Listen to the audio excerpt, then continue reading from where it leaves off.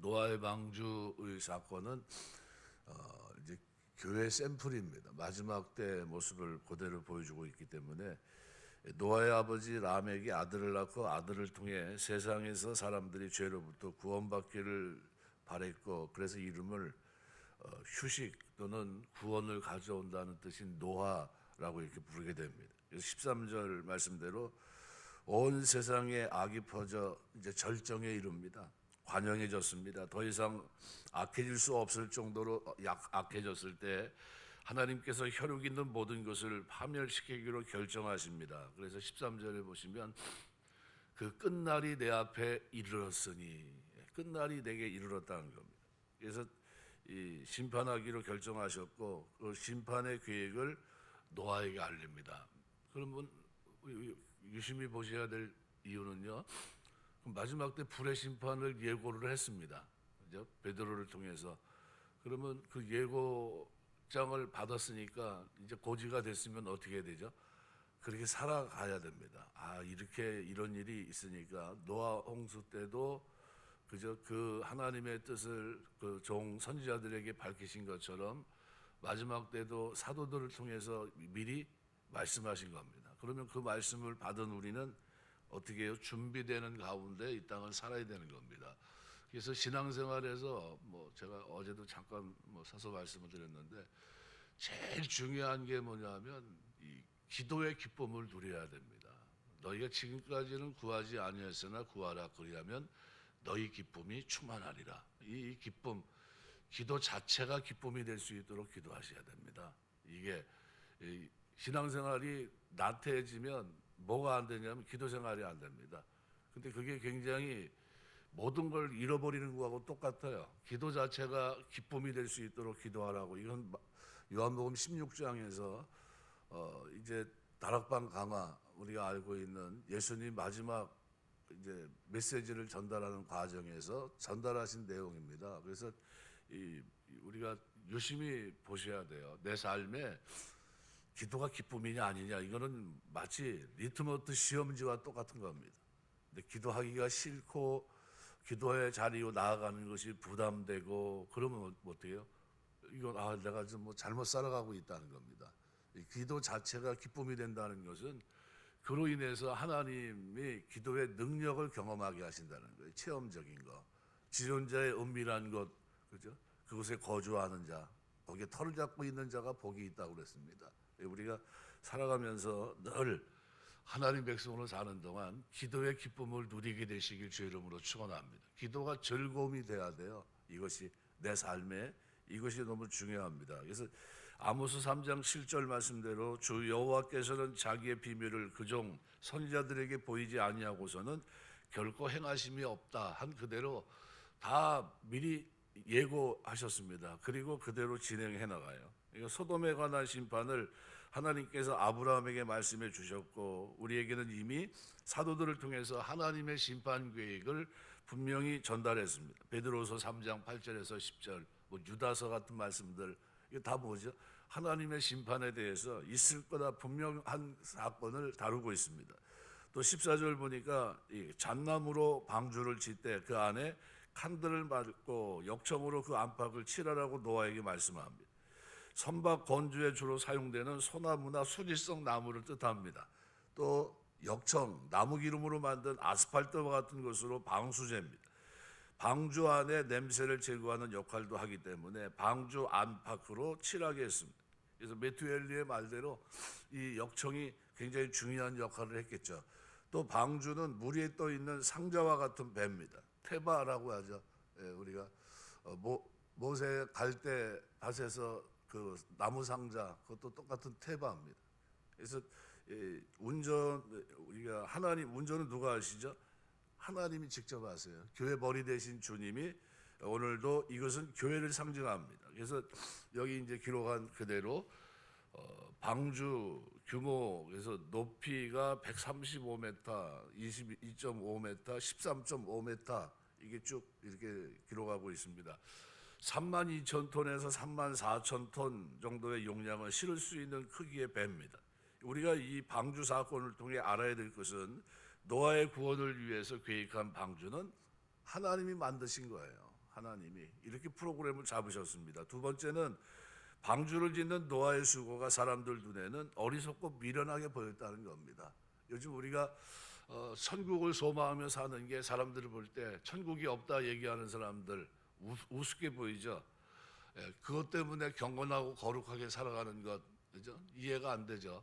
예, 예수님 가르치신 기도 중에 하나가 뭐죠? 주기도문에도 있겠지만 다만 악에서 나를 구원해 달라는 거죠. 예, 또 악에서 보존되기를 원하는 거예요. 보존, 지켜 주십시오라는 거예요. 지켜. 이거 뭐 에덴 동산의 아담과 하와가 그죠? 어떻게 됐습니까? 악으로 인해서 넘어졌거든요. 네. 그래서 그 똑같은 장면입니다. 악으로 인하여 넘어지지 않도록 사단의 계계로부터 무너지지 않도록 그래서 하나님의 전신갑주를 입고 이 땅을 살아야 되는 겁니다. 흔들림 없이. 우리 신앙생활이 이런 모습으로 자꾸 발전해 가야 됩니다. 그래서 주님이 우리에게 기도하라고 했던 기도의 내용들은 그런 내용입니다. 주로. 그래서 사랑을 회복하고 하나님의 기도 생활을 회복하고 그 기도가 나에게 기쁨이 되고 악의 보존 그것 때문에 하나님 앞에 기도하게 했고 그다음에 진리의 거룩함으로 살아갈 수 있도록 기도하라고 그랬습니다. 그러니까 이거는 우리 어떤 신앙생활 하면서 거룩함이라고 하는 것은 내가 가지고 있어야 되고 살아내야 될 삶이라는 것을 알게 됩니다. 그래서 우리 신앙생활 하시면서 계속해서 우리 신앙이 성장하고 발전해 가셔야 됩니다. 노아는 방주를 지으면서 의를 전파합니다. 베드로서 2장 5절 말씀대로 오직 의를 전파하는 노아라 그랬습니다. 우리 하나님 앞에서 마지막 때 모습은 어떤 모습이냐면요. 요한계시록 22장 11절에 보면 이렇게 말해요. 불의를 하는 자는 그대로 불의를 하고 더러운 자는 그대로 더럽고 의로운 자는 그대로 의를 행하고 거룩한 자는 그대로 거룩하게 하라.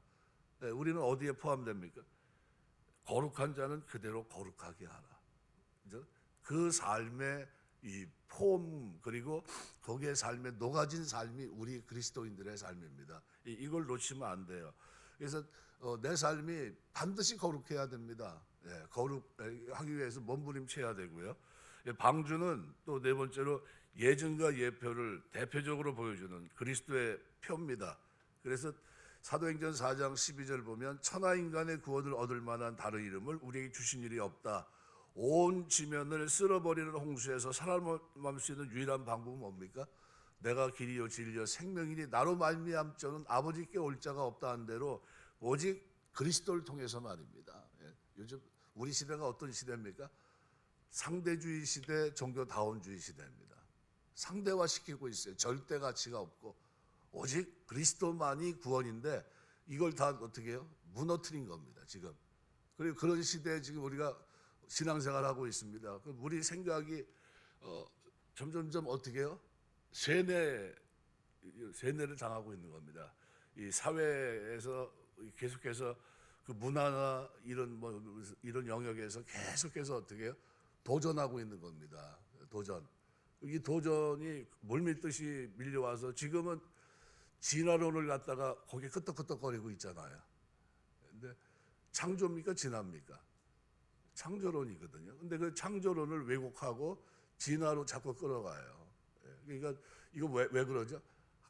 가장 근본적인 건 뭐냐면 하나님을 인정하지 않는 거예요. 예, 결국은 이 하나님 말씀대로 다 됩니다. 그래서 여기 다섯 번째는 방주의 창문은 하나밖에 없었다. 그 위로 있었다. 그죠? 16절 말씀에 기록한 대로 창을 내되 위로부터 한 규빗 내고 그 문은 옆으로 내고 상중하 3층으로 할지니라. 예, 그래서 32,000톤 되는 큰 배 창문이 오직 하나 위로 있었다. 이것은 뭐죠? 예, 구원받은 사람들은 어디를 쳐다봐야 됩니까? 오직 위를 쳐다봐야 하늘 하나님만 쳐다보고 살아가는 겁니다. 야고보서 1장 7절에 보면 각양 좋은 은사와 온전한 선물이 다 위로부터 빛들의 아버지께로부터 내려온다. 이 아버지 빛들의 아버지부터 내려온다. 야고보는 여러분이 아시는 대로 별명이 뭡니까? 낙타무릎이에요. 낙타무릎. 기도를 제일 많이 한 사람입니다. 아무 데서나 무릎 꿇고 기도해도 요즘 우리 방석을 깔고 기도했던 게 아니라 그냥 시간만 나면 예수님께서 본을 보이신 대로 그렇게 살아갔던 사람이에요. 근데 그가 하나님을 뭐라고 부르고 있죠? 빛들의 아버지라고 부릅니다. 아버지. 이 아버지라고 부르는 이 장면을 유심히 보셔야 됩니다. 왜냐하면요, 우리 예수님께서 다락방 강화에서 무려 아버지여라는 단어를 굉장히 많이 씁니다. 26번인가 1절부터 26절까지 성경을 보시면 굉장히 많이 써요. 거의 뭐 3, 40번 씁니다. 왜 그랬을까요? 하나님과 우리의 관계를 얘기해 주는 겁니다. 그리고 그 썼던 아버지여라는 단어를 그대로 사도 바울이 그냥 씁니다. 아버지라고. 그러니까 아람어를 그대로 쓰면서까지 그렇게 한 이유는 뭐죠? 하나님의 자비하심입니다. 그러니까 우리가 태어났을 때 부모가 있다는 것, 나를 부양해 줄 부모, 아버지, 어머니가 있다는 것이 굉장히 큰 축복입니다. 그죠? 그런데 우리 영적으로 우리에게 누가 부모지죠? 하나님이 우리의 부모님이 되시는 겁니다. 그러니까 그 아버지가 그 전능하신 분이 내 아버지라는 거예요. 그래서 그거를 누구에게 가르치고 있는 건 제자들에게 가르치는 겁니다. 너희는 이렇게 기도하라는 겁니다. 그래서 그 아버지 앞에 나가서 아버지와의 관계 속에서 기도 생활을 하면서 뭘 누려야 됩니까? 그 사랑의 기쁨을 누려야 된다는 겁니다. 너희가 지금까지 구하지 않았으나 구하라. 너희 기쁨이 충만하리라. 기도 자체가, 교제 자체가 뭐가 돼요? 기쁨이 될 수 있도록. 그게 이제 신앙생활입니다. 그거를 해야 돼요. 그걸 못하면 하나님 아버지를 부르는데 반응이 없으면 분명히 살아계신데 그분의 이름을 부르지 않고 산다 생각해 보세요. 아주 굉장히 잘못된 겁니다. 그죠? 고아처럼 살아가는 겁니다. 고아처럼. 믿지 않는 것과 똑같은 겁니다. 고난이란 고난을 자기가 다 감수하고 나가요. 아무런 의미가 없거든요. 그러니까 아버지가 그분이 내 아버지라고 하는 이 사실을 우리가 알고 신앙생활을 해야 됩니다. 그래서 야고보는 가장 좋은 은사와 온전한 선물이 다 위로부터 빛들의 아버지께로부터 내려온다 그랬어요. 그건 뭐죠? 체험이에요. 체험. 그냥 단순히 자기가 좋은 말을 그냥 선별해서 글을 만들어낸 게 아니라요.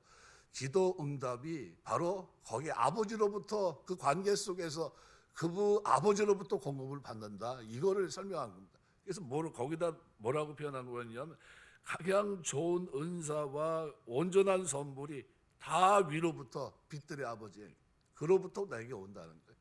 그럼 이걸 우리가 안다면 그 아버지가 내 아버지라는 거예요. 그 아버지가. 로마서 5장 2절에도 우리가 주님으로부터 말미암아 이 은혜에 들어와 있기 때문에 하나님의 영광을 바라보고 즐거워한다 그랬어요. 하나님의 영광을 바라보고 즐거워한다.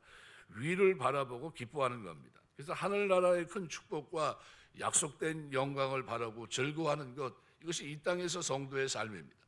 노아는 세상과 의논하거나 세상의 도움을 받을 필요가 없기 때문에 방주의 창문을 하나만 그것도 위로 열어 제쳤습니다. 노아는 답답하고 안타까울 때마다 창문을 열고 하나님과의 깊은 영적 교제를 나누면서 방주 안에 살아갔습니다. 오늘 우리는 어떻게 해야 되죠? 우리가 교회를 출입하면서 오직 하나님 앞에 구하셔야 되는 겁니다. 하나님 앞에. 그죠? 크고 작은 일, 대소사 다 하나님 앞에 맡겨야 됩니다.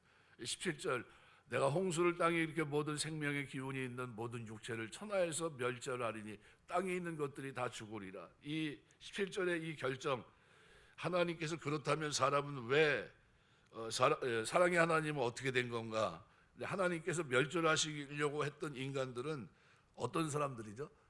영적 가치를 무너뜨리고 무시하고 받아들이지 않는, 그죠? 사람이 뭐가 됐죠? 예.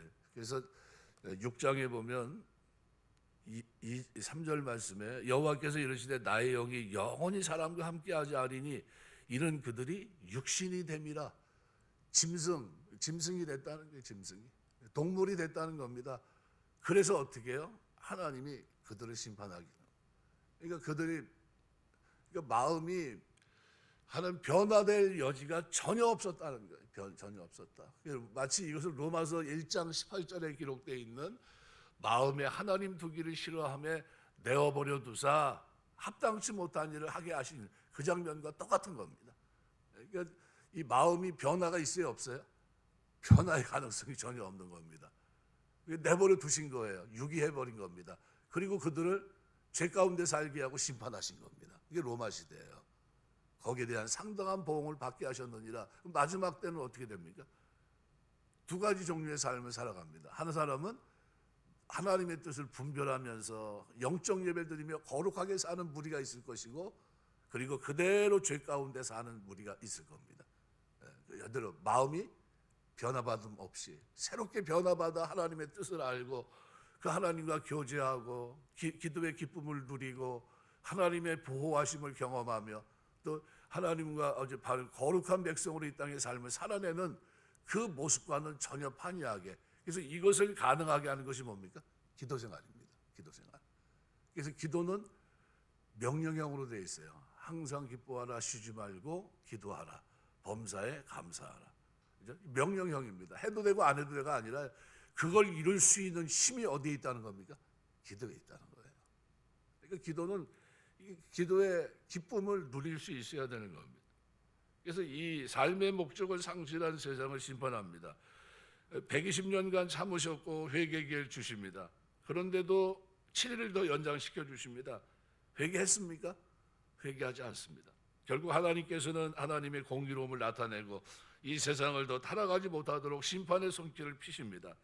그 심판은 오고 오는 세대의 범죄 위험을 경고했고 더 이상 죄의 확산을 막고자 하시는 하나님의 의지의 표현이었습니다. 그래서 일본의 내촌감산이라는 분은 이 말씀을 해석하면서 대홍수는 대은혜다 이렇게 얘기했어요. 하나님이 그 심판하려고 한 것이 아니라 도대체 변화될 가능성이 전혀 없는 그들에게 참고 인내하셨지만 더 이상 참을 수 없는 지경에 이르러서, 그리고 마지막 노아의 가족을 통해 살려내야 되겠다, 이것을 잇기 위해서 그렇게 하신 거라는 거예요. 할 수 없는. 그래서 이 사건이 만세에 전해지면서 구원의 만민에게 전해지기 때문이라는 것을 분명히 보여줍니다. 그래서 하나님의 심판은 필연적이었고 하나님의 심판은 하나님의 사랑을 더욱 구체한 것이었습니다. 하나님께서 노아에게 말씀합니다. 너와 내 가족은 다 방주에 들어가라.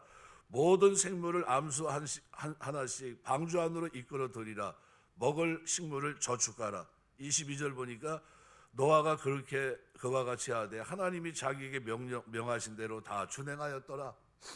중요한 게 이겁니다. 노아가 준행했다는 겁니다.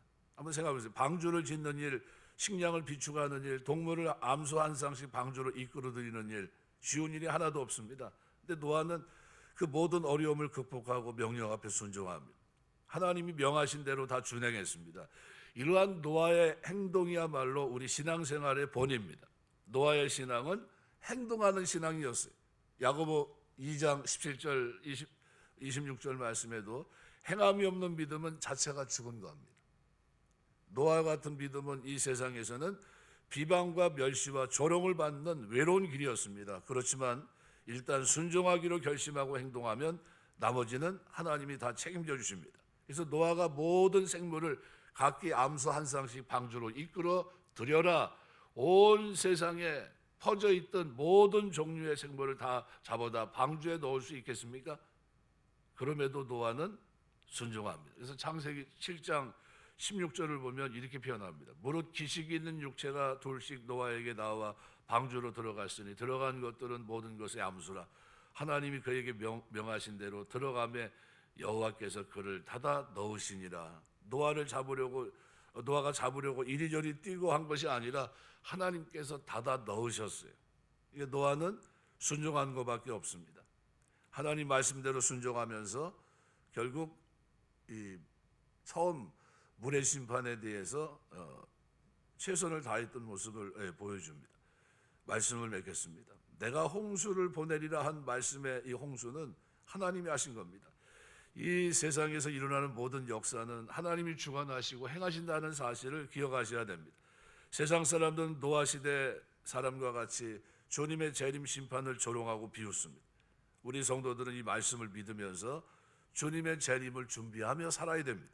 그리스도 안에서 경건하고 거룩한 삶을 살아가면서 우리가 구별된 생활을 해야 된다는 사실을 기억하셔야 돼요. 이거 마지막 때를 살아가면서 꼭 기억하셔야 됩니다. 그때는 조롱하는 때라는 거예요.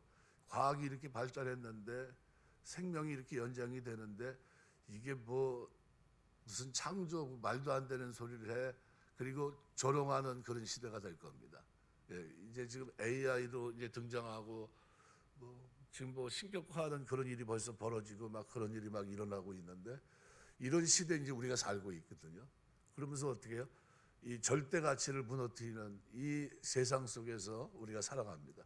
우리 누구보다도 더 믿음이 출중해야 되는데 어떻습니까? 다음 세대는 말씀에 대한 전혀 시기함을 가지고 있어요. 말씀을 듣지도 못했고 배우지도 못했고 그러면서 성장하고 그들은 다 세상에 나가 있어요. 굉장히 안타까운 이런 장면입니다. 이것은 곧 뭘 앞두고 있는 겁니까? 하나님의 마지막 심판을 앞두고 있는 모습이에요. 그래서 우리가 늘 하나님 섬기면서 사는 동안에 우리가 하나님 살아계심을 인정하고 그죠? 그 하나님과 교제하면서 살아갈 때 우리가 이 어려움을 거룩하게 보존되는 자로 하나님이 지키는 자로 기도 자체가 즐거움이 되고 그것이 나에게 기쁨이 되는 그런 신앙생활로 우리가 이 땅을 살아내야 됩니다. 저와 여러분의 삶 속에 이와 같은 믿음의 아름다운 모습이 있게 되시길 주의 이름으로 축원합니다. 기도하겠습니다.